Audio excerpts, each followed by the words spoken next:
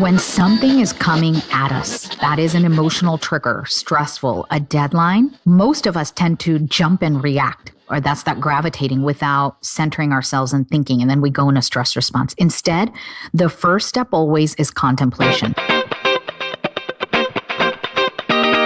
Welcome to the What Up Doc University podcast, your number one resource for total body wellness. Here's your host, Dr. Mike. Hey everybody, welcome back to the What Up Doc University podcast. This is Dr. Mike back on the podcast, and today we got another special guest, and I'm really excited to have this guest on. And ran across her through Periscope, but also it was kind of by accident that I ran across her on Periscope. I actually saw one of her TED Talks, and when I ran across her on Periscope, I was like, oh my gosh, this is the woman that I saw on TED Talks. This is Dr. Romie, guys. She's a traditionally trained neurologist and board certification in Integrative Medicine. She helps individuals and audiences learn to heal from stress-based illnesses such as insomnia, anxiety, career burnout. Don't we all have that? That's like everybody, right, listening to this. Her innovative program, Mindset Matters, is based on neuroscience, positive psychology, and mindfulness. Now listen to this. She survived a career burnout and underwent life-saving surgery, traveled the world learning various techniques in yoga and mindfulness techniques. She was featured on TED Talk, like I said, and she speaks all around the country. She currently is out there in Orlando, Florida, at the Center for Natural and Integrative Medicine. So let's welcome on Dr. Romie to today's show. Dr. Romie, how are you doing today? I'm well, Dr. Mike. Thank you so much for having me and for that introduction. What a blessing to connect with you beyond Periscope and on your podcast. Thank you for having me. Oh, thank you for taking out time on your busy schedule. I know how busy our schedules can be, and for you to take this time to speak to us and the audience about your story and share your knowledge is a blessing on our part.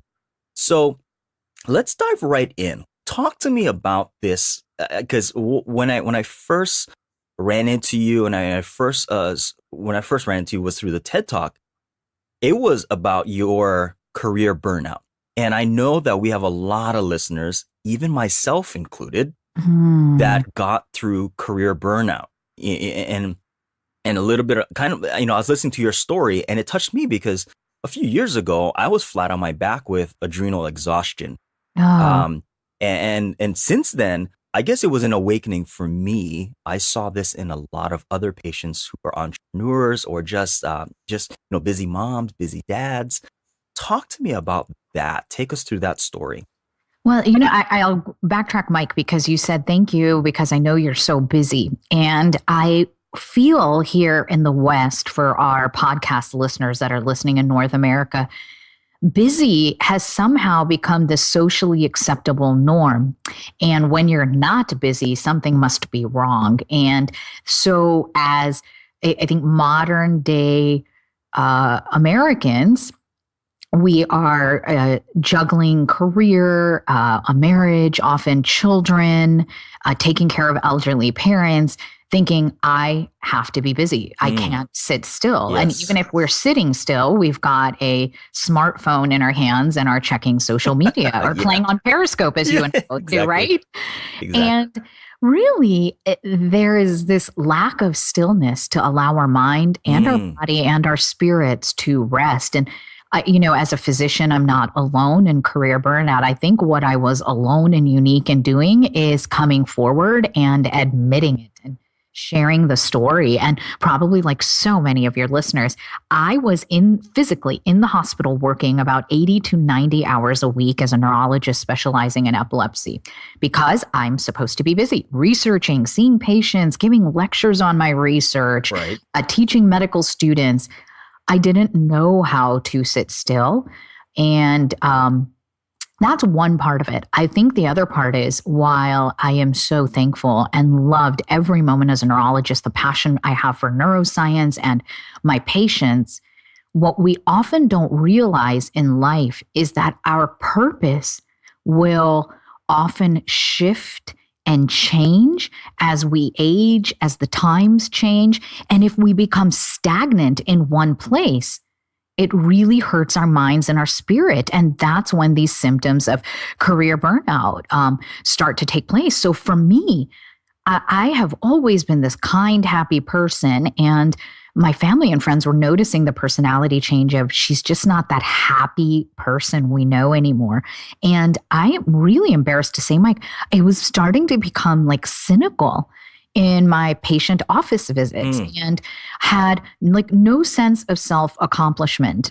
So no matter, what I was achieving, my RVU goals as a physician or seeing patients being healed or seeing research get published, I didn't feel good about myself and had really bad self-esteem. And so if some of these symptoms are resonating with your listeners, that you're kind of becoming cynical in what you're doing, you've lost that passion and that fire and drive, or you don't really feel a sense of accomplishment, even if they are all racking up their, various modalities of success and measurements are, in your favor, and you're losing self-esteem, that's a sign that, oh my goodness, my soul, my spirit has become stagnant, and a sign that we need to move. Otherwise, if we don't move, you and I both know what happens. Mike, you're sharing the story of your adrenal fatigue. I had, symptoms of achalasia that got made profoundly worse, that required life-saving surgery. And so if we don't listen to our spirit, it manifests in illnesses in our mind and our body, actual physical illnesses, not something that you just imagine up. Yeah, and it's interesting that you mentioned about the whole idea of being busy and not feeling fulfilled, and your the level of happiness decreasing. And I was just talking to a bunch of patients because, we're at the start of the new year. People are making these New Year's resolutions and these goals. And it brought me back to that whole idea of when I went through my career burnout. And we were always taught, okay, you need these accolades, you need to hit these benchmarks throughout your life. And I hit those things. But like you were saying, that level of happiness just wasn't there. And so one of the things that, I was talking with patients, I says, go back and look at your goals and make sure that your goals are actually your goals, not what somebody else told you should be doing. Do you find Mike. that? With my clients, that's one thing, is not what society or someone expects of you. That is so wise. And the second thing is, why do you want to do it? Yeah. What is your why? And when I hear maybe a superficial benchmark, and I'll even share something similar, personal of mine is, I was traveling fourth quarter of 2015 all over the country speaking, and got a little bit out of shape and gained weight. And I said, I don't like the way I look on television. I'm on, Fox News every weekend morning doing the Health Watch segments. And gosh, how many of us, men and women can relate to that? I don't like the way I look on camera, or I, can't fit in my clothes. And when it's something superficial like that, that's tied to ego, we've all been there, myself included as a mindfulness teacher. But when your why is really coming from your soul or spirit saying, I want to just get healthy again so I can run outdoors and be happy and feel energized and, to do the work I love doing, or to play and run after my dog, or whatever that may be. When there is a deeper why that's connected in the essence of love to your relationships, that is where I find people are more likely to be successful. For instance, one of my clients who's saying she wants to come in and have help with changing her mindset to lose weight, I asked her why, and she says, my grandsons are 5 and 7, and they just got bikes for Christmas, and I want to be able to keep up with them walking or on a bicycle myself, and I'm so out of shape, I can't do that right now. That was a powerful why driven by love, a great example. Yeah. What do you do when, you're telling people that and they just can't figure out their why? They're just like, I have no idea. Well, it's one of two things. Is when you can't get deeper into your why, it's exactly like you alluded to, Mike, that people are creating a goal that's more put upon them by parents, by a spouse, by society, by a boss, like meeting the sales goal. And it's not resonating with your own spirit, with your own truth. That's number one. The second thing is, it's that busy brain that we were talking about earlier. You're so busy, you don't know how to stop and go within. And so in my, both virtual counseling sessions and the ones that I, do live here in clinic with people that live in the Orlando area, we really do a lot of exercises where we are actually meditating, and I'm teaching clients to silence the mind and go deep within. And I have a stepwise progression. I do that. And I have yet to find a client that I have difficulty helping them get to their why by the end of the session. I find the exact same thing, working with patients out here. As a as a neuroscientist, as a neurologist, and being in practice on a day-to-day basis, let's talk about the whole stress aspect and how that impacts your body.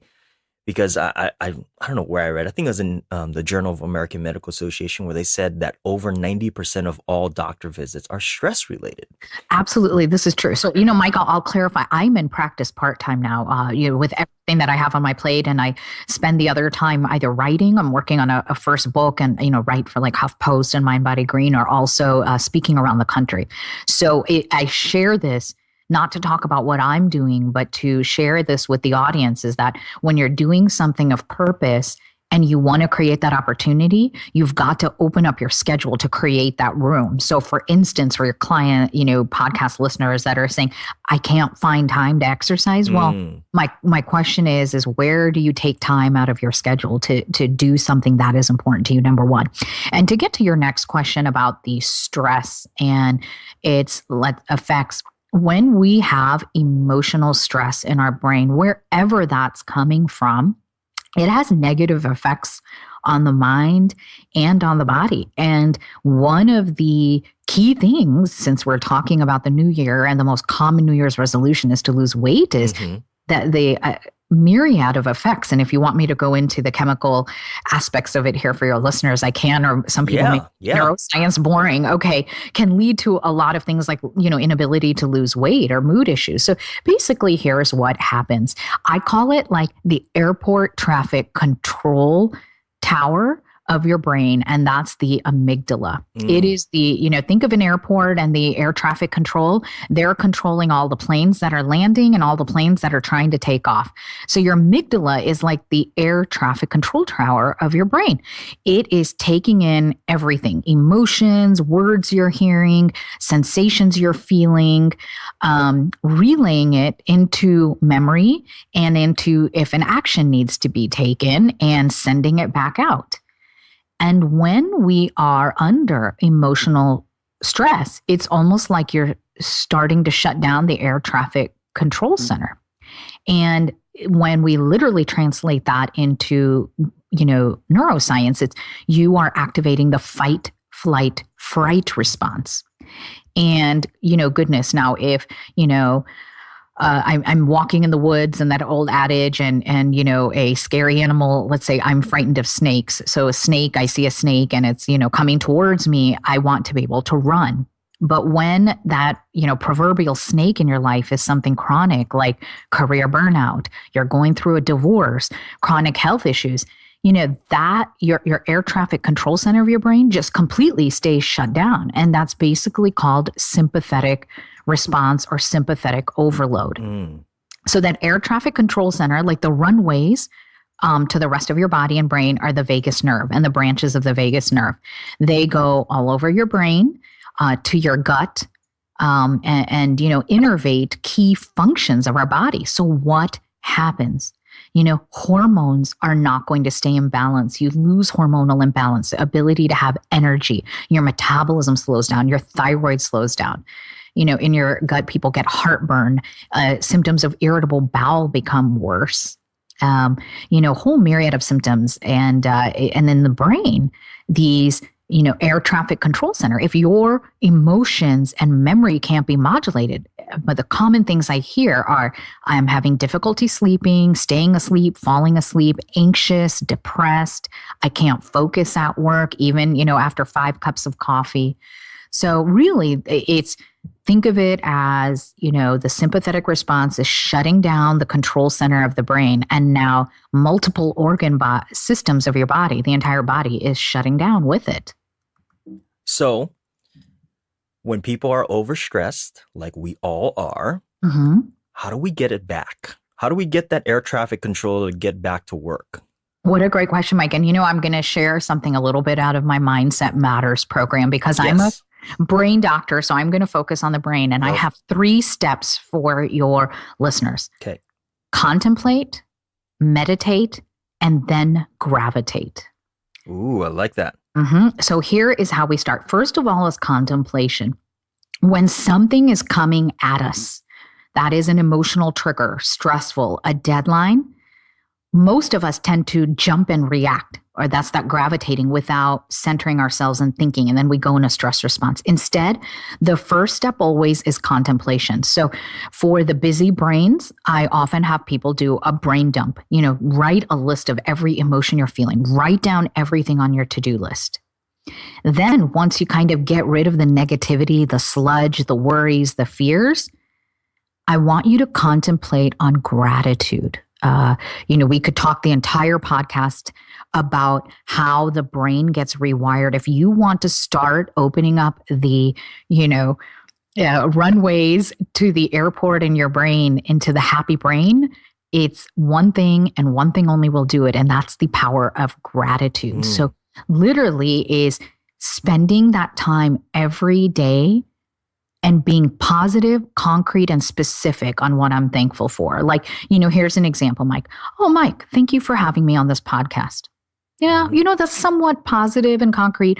More specific is, Mike, I really want to thank you for taking time out of your schedule and to connect with me in Florida and allow me to share my passionate message about how the intersect of medicine and mindfulness can help people have a happy brain and a happy life. Much more specific. So when people say, I'm thankful for my family, well, that's beautiful. But how about to say, I'm really thankful for my younger brother who came up this past weekend and helped me with my car repairs. Be very specific. Perfect. So that's the contemplate, is do a brain dump, get the negativity out, and gravitate. And then your gratitude. So that's step 1. Okay. How does that sound so far, Mike? So why don't you share something you're thankful for with me? So for me, I'm thankful for my ability to still be able to breathe, because when I was going through my issue, I was very short of breath, and not being able to breathe made me dizzy, made me just not feel in control. So for me, and then I do this on a daily basis in the morning. Is I wake up and I sit in gratitude and say, I'm very thankful that I'm able to breathe because my breath allows me to serve others, allows me to experience other people, allows me to experience life and all of these myriad of things. And it allows me to see the world in a whole different light. And I think back, I'm actually grateful for going through the episode that I went through because it allowed me to see the world as it truly is, not what I thought it was. So, you're being very, that was a beautiful gratitude, but could I help hone that in a little bit? Yes. Is that okay? Yes, please do. I feel the sincerity and that's such a beautiful story and all of that, but I want specific gratitude for that day. So what about today are you grateful for that your breath is allowing you to do? I want you to focus in the current moment. You took me on a beautiful journey about your past and about what you hope to do in the future. What about this moment and today are you grateful for? So I'm grateful to be able to listen to you, to listen to my family, listen to my children and see my children and not just have my children, but be able to experience life with them, getting to watch them, like I woke up this morning and I got to see my daughter get up, got to see my sons sit there and eat breakfast and just perfect, and just realizing, hey, that this won't be here forever, meaning that their childhood, and it allows me to reconnect to to myself as a child. Absolutely. See, now thank you for doing that with me, Mike, because you know what happened when you started to tell me everything you were grateful for in your past and your present, it was kind of taking me all over energetically. When you specifically started to talk about your children having breakfast this morning and your family, it just grounded me here in this present moment with you. And it shut off the busy brain of trying to think about your past and your future into right now, today, of what's going on. And that's the secret of, I think, a powerful gratitude practice is being positive, concrete, and specific. And is it more about the now than it is about the entirety of it all? Yeah, it's, like I gave that example, you're thankful for your family. But what about your family are you thankful for today? And you said, okay, this morning, my children. So that was very concrete and specific rather than abstract. People will say, like you said, I'm thankful for breath. Yes, I'm thankful for my breath too. That's very, abstract and general. We want to be positive and specific. So today I'm thankful for my breath and that I can swallow so that I can talk to you on this podcast and share my passion in this moment. Yes. And we breathe and we both are thankful for this breath in that moment. That is the power of gratitude, my friend. Love it. Love it. Thank you for that. Yes. And then, so the second step, should we get to that, is contemplate. So once we have a happy brain, we've gone from busy brain to happy brain. Okay. The second step is to contemplate. So what does contemplation mean? Contemplation is the bringing the meditation into the practice. So many of my clients, and I don't know about yours, Mike, will say, Doc, I tried to meditate and I can't shut down my mind. Well, we've gone through the, initial stage, of dumping out the busy brain and gratitude. And now we sit down to meditate, contemplate, and now meditate.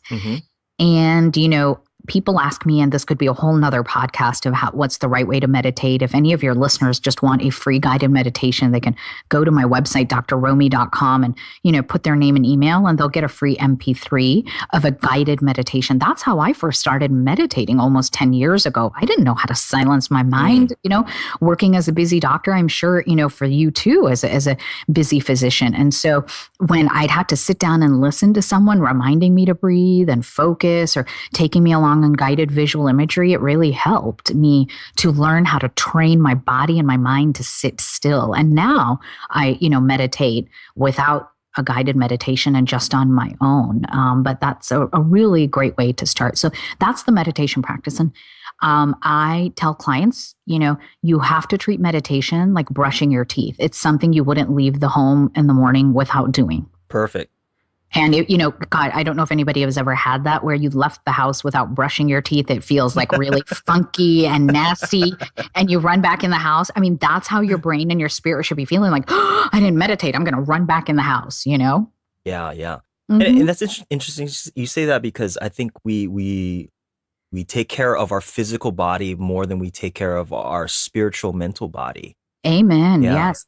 We don't take care of our mental health or our spiritual health, I think, until life gives us a rude awakening. Yes. And you and I have both been there, and you're like, Lord, I do not want to go back there. So I am going to do my spiritual practice and my practice for my mental health. Yes. Amen. Yeah. Oh, I love that. So meditate. So the last step is gravitate. Okay. What does gravitate? So we did contemplate, we did meditate, and now gravitate. Gravitate is, that knee-jerk reaction we have in that stress response, whereas, oh, my pager went off. Let me go drop everything I'm doing and answer it now. I just got a text message or email. I'm going to drop everything and do it now. That's a knee-jerk reaction. When we're gravitating, we're doing so from a place of service.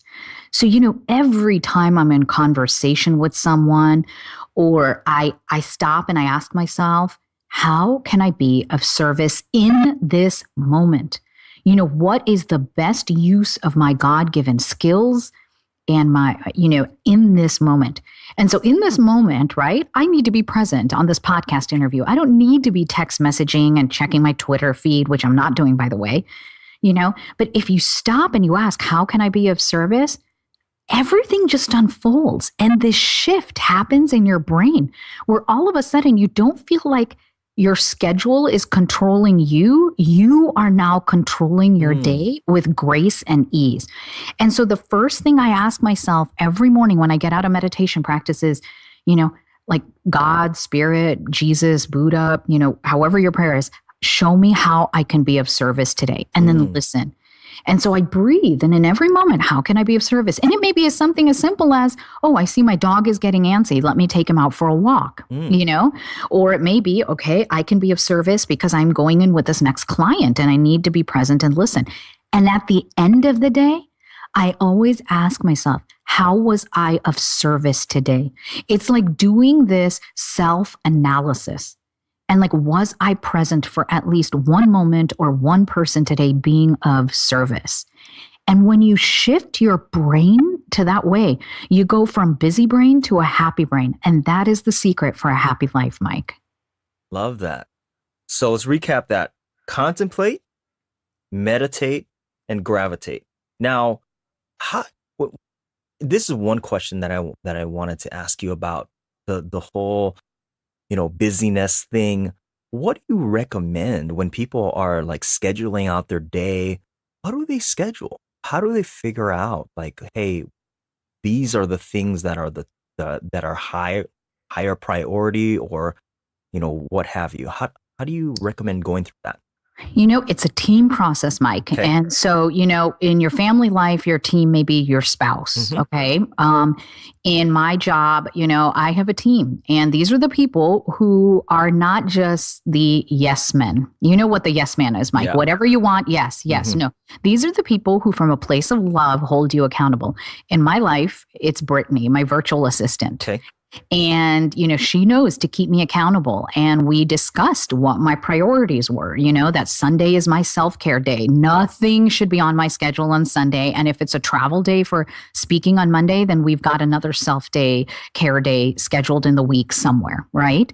That's an example of, number one, know your priorities. Number two, have somebody or some system to hold you accountable. Again, it goes back to that basic thing. Would you leave the house in the morning without brushing your teeth? No, your breath would smell funky. You're going to get cavities. All your teeth are going to fall out, right?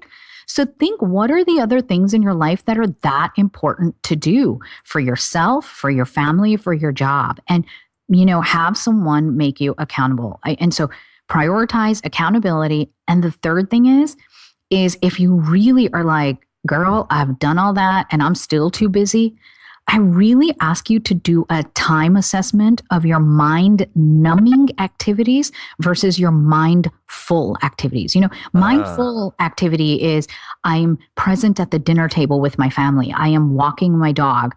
Mind-numbing activities is, gosh, I got on Facebook or Twitter or Pinterest 30 minutes ago and I don't know where the time went. I've just been hitting like and share and tweet and not paying attention. Yeah. That's a mind-numbing activity. And that is, I will tell you, social media is the number one place that I help clients find that free time. And, the shift is miraculous. And it often means making painful decisions. I hold them accountable. They literally are holding their smartphone there in clinic in front of me and deleting their favorite social media apps off their phone. So that when there's a quiet moment where they can be doing something, even that being still, the contemplate, meditate, gravitate, they're not mind-numbingly playing on their smartphone with a game or social media. Love that. I love that. That clarifies a lot for a lot of people.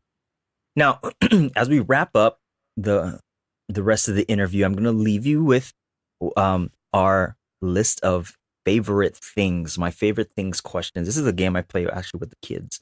Oh, okay. When I'm putting them to bed at night, well, I ask them, what's your favorite, whatever, Oh, this is fun. I've never had to do this in an interview, Mike. Thanks. And I get interviewed on a daily basis. So I'm going to take a breath here and come to the present moment. So it's really simple. Okay. You already know the answers to these because it's your favorite thing. Okay. So what's your favorite food for health? Right now, I'm obsessed, not just favorite food, obsessed with avocados. Avocados. Yes. Why? You don't know, you know this, and I'm sure your listeners, a very, very healthy and tasty source of omega-3s. And it is, those omega-3s are critical for brain health, the neurotransmitters that modulate mood and memory, and for hormonal health. And gosh, it tastes good. I am one of those crazy people that I put avocado in everything, like my eggs, my smoothies, my salads. I'll just slice up an avocado and shake salt and pepper on it. And my dog knows what I'm doing. He comes running to the kitchen and he loves to lick the avocado peels. We're both obsessed with avocados right now. That's funny you say that. I'm obsessed right now with avocado oil. Ooh, I haven't tried that yet. Tell me what you use your avocado oil for, Mike. Everything. Like Okay. literally everything. Salad dressings. We use it if I do any type of cooking with it. It withstands high heat if doing kind of high heat cooking. Uh-huh. Any type of thing that requires oil. Sometimes I just take it straight, just take it in a spoon, and I take it, avocado oil. Yeah. So Okay, I'm going to try some and I'll report back to you via Twitter how that went. Yeah, it's great stuff. Okay, so what's your favorite nutritional supplement? Oh, you know what? I if it's okay with a place from love and respect, I Yeah. am going to pass on this. Okay. And here is why, Mike. I get this question often. And as an integrative medicine doctor, for me, the responsible answer is it really depends on what the person, each individual, what they're going through and what they need at that time. I really am worried about this culture that's getting created in the United States where there's the trendy supplement of the week or the month. You hear it on TV or in the media and everybody goes rushing to the store and some people may not even need it. So if that's okay, I'm going to pass on this question. That's perfect. I always say, and the reason why I ask this is I always say that we need to address biochemical individuality. Well said, Mike. And I always stress diet for supplementation. Yes. Nutrition and movement are like the foundation of, your home, which is your temple, which is your body, Yes. Yes. Mm-hmm. Yes. So with movement, Said, we said movement. What's your favorite exercise routine or fitness regimen? I'll share my current regimen is one is I must walk outside in nature without any electronic devices, typically with my dog to ground myself. So that happens every day. And then, aside from that, I am on a 30-minute cardio boxing rage right now. So that's my cardio high interval intensity training. And I intermix that with yoga. So everything for the mind, body, and spirit. Perfect. Mm-hmm. What's your favorite way to start off your morning? That just moment where I wake up and I give thanks to God for that day. And my dog just automatically wakes up and he's there. He kind of climbs up on my leg to give me a hug in the morning and wants to be pet. It's just that stillness in that moment of remembering unconditional love. And then I get up and I have every morning starts with about 45 minutes to an hour of prayer and meditation. Love it. Love it. What's your favorite health book? Gosh, I have so many. What are you reading right now? Right now, I'm reading Superbrain by Dr. Deepak Chopra. Love that book. He is a visionary in this field. I feel I'm the, next generation, 30, 35 years ago, he started to talk about all these concepts of Ayurveda and meditation and yoga publicly. And the medical community largely dismissed him. And so, yes, I really am obsessed with that book right now. Yeah, Deepak was the reason why I even chose going down the integrative path. During chiropractic school, I read a bunch of his books, and it was his books is the ones that really opened my mind. And absolutely, yeah. What's your favorite health tip that you would like to leave everyone? When life gets overwhelming, take a moment and stop and close your eyes and breathe. All you need to do is inhale through the nose to the count of 3. Hold the breath for 1 second, open the mouth and exhale out a sigh to the count of 4. and it'll bring you right here to this present moment, which is all that we're guaranteed to have. When we're stuck in the past, it fuels depression. When we're constantly worried about the future, the next 5 minutes, the next 5 years, it'll fuel anxiety. But when we're here in this present moment, we are in truth and in that place of love. Love that. And in Hawaii, we were brought up that the breath is life. And yes. when we would greet people, it would always be with the breath, and even the word aloha, ha means breath of life, and it's so important that you said that about breathing and how important it is. That's such a beautiful story. Thank you. Aloha, my friend. Beautiful. Aloha.